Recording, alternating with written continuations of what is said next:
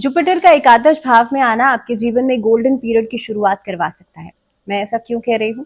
क्योंकि हम बात कर रहे हैं जुपिटर की सीरीज में सिंह राशि वाले लोगों के लिए। सिंह राशि वाले लोगों के लिए कैसा रहेगा ये समय, और सबसे जरूरी है ये बताना कि आप लोगों के लिए 11th हाउस में जुपिटर का गोचर होने जा रहा है 14 मई को।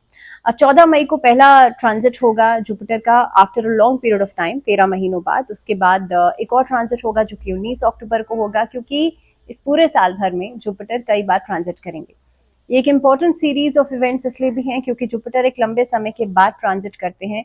स्लो मूविंग प्लैनेट है, बहुत मंद गति से चलते हैं, इसीलिए इनकी किसी भी चाल को, किसी भी ट्रांजिट को एक्नॉलेज करना बहुत इंपॉर्टेंट होता है। उसके इम्पैक्ट जो है वो आपको बहुत ही डीपली समझ में आते हैं।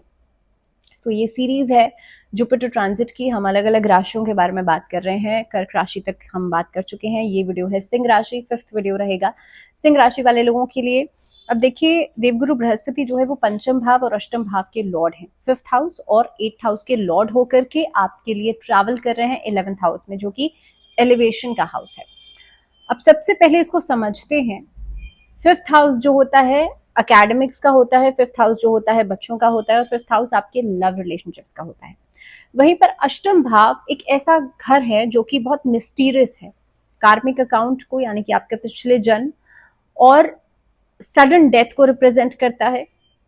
और इसके अलावा और कई सारी मिस्ट्रीज अष्टम भाव में छुपी होती हैं।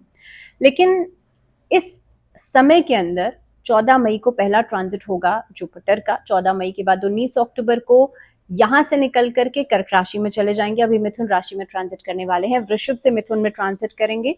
तो इसलिए आपके चार्ट के अकॉर्डिंगली अगर देखा जाए तो आपके लिए एकादश भाव में ट्रांजिट, आपके एकादश भाव को इंपैक्ट करेंगे। इसके बाद अगर मिथुन से कर्क में जब ट्रांजिट करेंगे तो आप लोगों के लिए अगर खास तौर पे ये पर्टिकुलर फेज रहेगा कि ये चले जाएंगे मिथुन से कर्क में। तो अक्टूबर के महीने में 19 अक्टूबर को देवगुरु बृहस्पति एक और ट्रांजिट करेंगे जो कि मिथुन से कर्क में होगा, जो उनकी उच्च की राशि है। और फिर 11 नवंबर को हो जाएंगे वक्री, यानी कि रेट्रोग्रेड, और 4 दिसंबर को फिर से कर्क से मिथुन में चले जाएंगे। तो ये सीरीज ऑफ इवेंट्स रहेंगे जुपिटर के इन 2025। अब सबसे पहले क्योंकि आपके 5th हाउस के लॉर्ड है, 8th हाउस के लॉर्ड है और आपके लिए 11th हाउस में ट्रांजिट करने वाले हैं। देखिए, जुपिटर जो है वो एक्सपेंशन के प्लैनेट हैं। जुपिटर आपकी लाइफ में स्टेबिलिटी देते हैं। पैसा आएगा तो सही, लेकिन आप उसे संभालेंगे कैसे, ये जुपिटर आपको समझाते हैं। और इसीलिए इन्हें कहा जाता है कि देव गुरु बृहस्पति, यानी कि सभी देवताओं के ये गुरु हैं, यानी कि आपको नॉलेज भी देते हैं। 11th हाउस जो होता है वो एलिवेशन का हाउस होता है। ये लाभ स्थान माना जाता है। यहाँ से अगर कोई भी अच्छा प्लैनेट बैठा है तो आपके जीवन में तरक्की वो करवाएगा। इस अवधि के अंदर पर्टिकुलरली सिंह राशि वाले जो लोग हैं, अगर आप अपनी स्पेसिफिक चार्ट देखेंगे, अगर आपका बृहस्पति बहुत ही अच्छे हाउस में प्लेस्ड है और बृहस्पति की महादशा चल रही है, तो ये समय आपके लिए गोल्डन पीरियड साबित हो सकता है। दूसरी बात, 11th हाउस में आना आपको सफलता तो देगा ही देगा, लेकिन आर्थिक चुनौतियां जो हैं, यानी कि क्योंकि लाभ स्थान है और जुपिटर का यहाँ आना आपकी लाइफ में स्टेबिलिटी दे देगा, यानी कि पुराने लोन, पुराना कर्जा खत्म हो सकता है, आर्थिक लाभ मिलेगा, अचानक से पैसा आ सकता है क्योंकि अष्टम के लॉर्ड भी हैं और 11th हाउस में आ जाएंगे। इस अवधि में आमदनी आपकी बहुत बेहतर हो जाएगी। अगर आप लंबे समय से अपने अप्रेजल्स के लिए इंतजार कर रहे थे तो अप्रेजल इस समय पर मिल सकता है। कहीं से कोई पैसे का लाभ आपको हो सकता है। तो यहाँ से आप देखेंगे लगभग 19 अक्टूबर तक का फेज आप लोगों के लिए बहुत ही बढ़िया रहने वाला है। लेकिन 19 अक्टूबर के बाद ट्रैवल प्लान्स बन सकते हैं। 19 अक्टूबर के बाद आप देखेंगे इस अवधि में आपका खर्चा थोड़ा सा बढ़ेगा, लेकिन ट्रैवलिंग के ऊपर मेनली फोकस रहेगा। जिस टाइम पीरियड में आप लोग शिफ्ट ऑफ प्लेस कर सकते हैं या कंट्री से बाहर जा सकते हैं, तो इस तरीके की परिस्थितियां बनती हैं। आप एकादश भाव में बैठे बृहस्पति की दृष्टि जो पड़ेगी, पहली दृष्टि आपके 3rd हाउस पे पड़ेगी जो कि पराक्रम भाव है। दूसरी दृष्टि आपके पंचम भाव पे पड़ेगी और पंचम भाव के लॉर्ड भी हैं बृहस्पति। और तीसरी दृष्टि पड़ेगी आपके 7th भाव पे। तो जो लोग अविवाहित हैं उनके लिए एक विवाह का योग बन जाता है। आपके लिए इस टाइम पीरियड में आप देखेंगे मैरिज प्रपोजल्स मिल सकते हैं। फॉर मेल्स एंड फीमेल्स दोनों के लिए अलग अलग तरह से यहाँ पे इम्पैक्ट पड़ेगा। खास तौर पर क्योंकि मेल्स के लिए जुपिटर और शुक्र की पोजीशन ज्यादा इंपॉर्टेंट होती है, और अगर हम फीमेल्स के लिए देखें तो जुपिटर देखा जाता है। तो फीमेल्स के लिए मैरिज प्रपोजल्स मिल सकते हैं और मेल्स जो है मैरिज प्रपोजल्स दे सकते हैं। इस टाइम पीरियड में प्रेम संबंध, क्योंकि पंचम भाव इन्वॉल्व है तो प्रेम संबंधों में प्रगाढ़ता आएगी। सप्तम भाव पार्टनरशिप्स का भी होता है, किसी भी तरह की पार्टनरशिप्स आप यहाँ से समझ सकते हैं। तो इस टाइम पीरियड में अगर आप कोई व्यापार शुरू करना चाहते हैं, किसी तरह का कोई कोलैबोरेशन करना चाहते हैं, कोई ऐसा काम करना चाहते हैं जिसमें कि आपका एक जुड़ाव होगा किसी के साथ और आप एक एक्टिव पार्टनर के रूप में उसके साथ काम करना चाहते हैं, ये फेज आपके लिए बहुत अच्छा रहेगा। शेयर मार्केट के हिसाब से या कहीं पर फंडिंग के हिसाब से ये समय आपके लिए अच्छा रहेगा। इनफैक्ट इस समय के अंदर आप लोग देखेंगे पर्टिकुलरली कुछ स्ट्रेच में, यानी लगभग अक्टूबर के महीने तक आपका बिजनेस जो है आप उसको एक्सपैंड कर सकते हैं। बिजनेस में एक्सपेंशन के साथ साथ ही जैसे ही अक्टूबर के महीने के बाद जुपिटर आएंगे आपके 12th हाउस में और वैसे ही यात्राओं को बढ़ाएंगे, खर्चों को बढ़ाएंगे और शारीरिक स्थिति को खराब कर सकते हैं। तो अगर आपने रिसेंटली कोई सर्जरी कराई होगी सितंबर या अगस्त के महीने में, तो अक्टूबर के महीने के बाद जैसे ही जुपिटर चले जाएंगे आपके 12th हाउस में, तो इस टाइम पीरियड में कोशिश ये कीजिएगा कि पोस्ट ट्रीटमेंट जो होता है, जो केयर होती है, उसका आप लोग ज्यादा ध्यान रखेंगे। इस अवधि में खर्चों को कंट्रोल करना बहुत इंपॉर्टेंट हो जाएगा, क्योंकि स्टेबल कर पाना थोड़ा सा मुश्किल हो सकता है। लॉस हाउस में जैसे ही जुपिटर जाएंगे तो स्टेबिलिटी को थोड़ा सा हिला सकते हैं। इस अवधि में पैसा आएगा तो सही, लेकिन अचानक से खर्चे आपके सामने बार बार आ सकते हैं।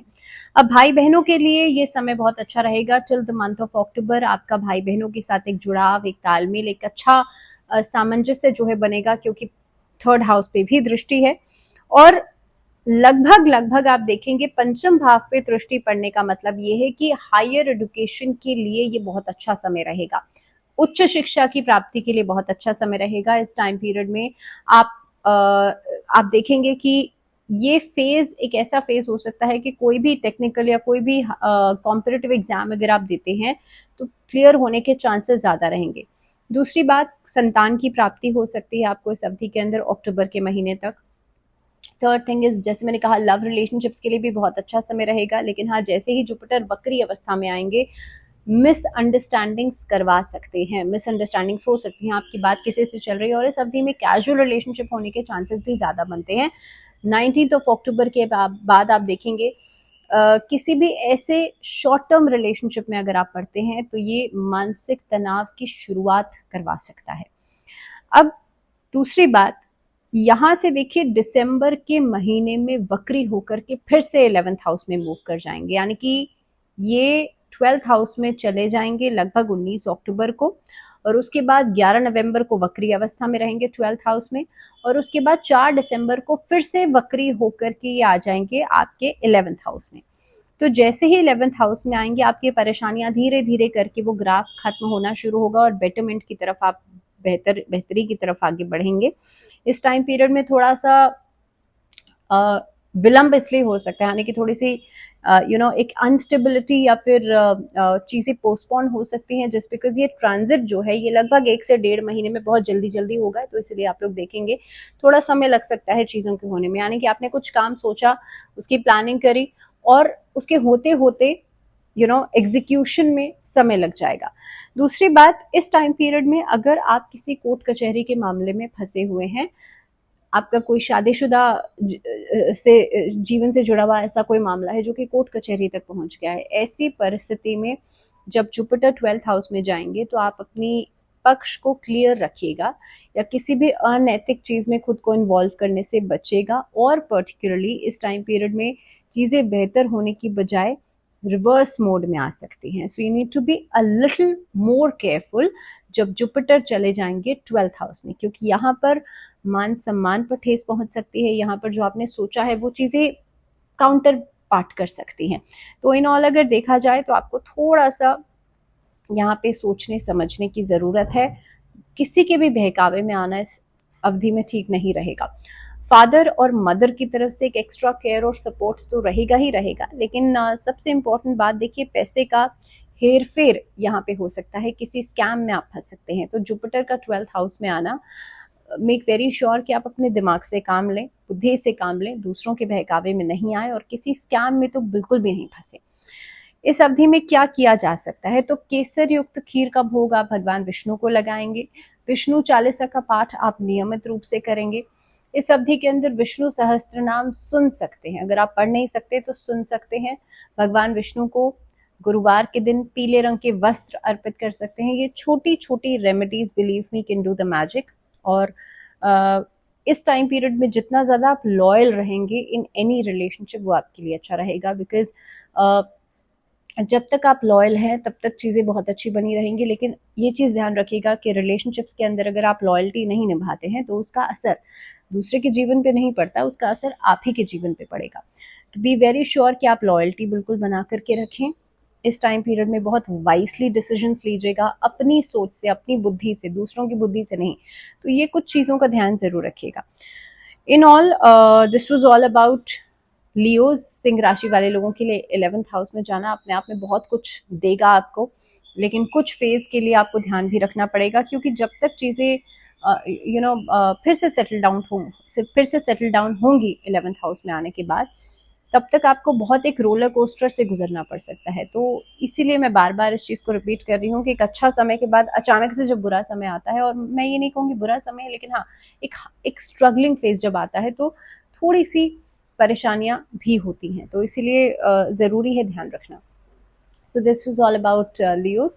अगले वीडियो में हम बात करेंगे वर्गोस के बारे में। टिल देन ध्यान रखिए, जुड़े रहिए चैनल के साथ, एंड फिलहाल मुझे दीजिए इजाज़त। नमस्कार।